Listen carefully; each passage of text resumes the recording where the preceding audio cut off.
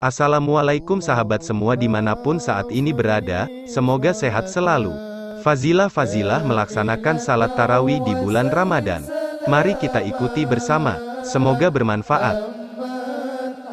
Pada malam ke-11, bagi orang yang sholat tarawih kelak ia akan keluar dari dunia seperti hari di mana ia baru dilahirkan dari rahim ibunya.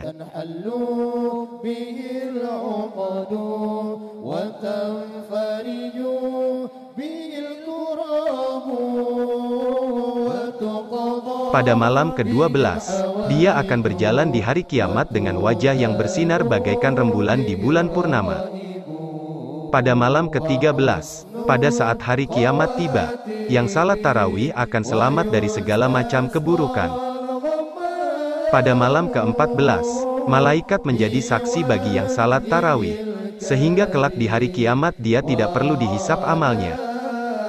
Pada malam ke-15, seluruh malaikat dan malaikat yang menyangga arsy bersama-sama mendoakan selamat kepada orang yang salat tarawih.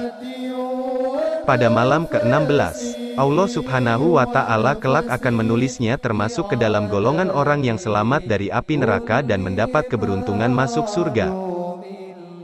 Pada malam ke-17, bagi yang salat tarawih akan diberi pahala seperti layaknya para nabi.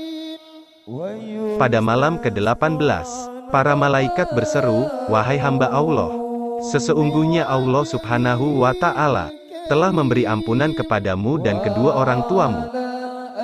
Pada malam ke-19, Allah Subhanahu wa Ta'ala kelak akan mengangkat derajat yang salat tarawih di surga Firdaus.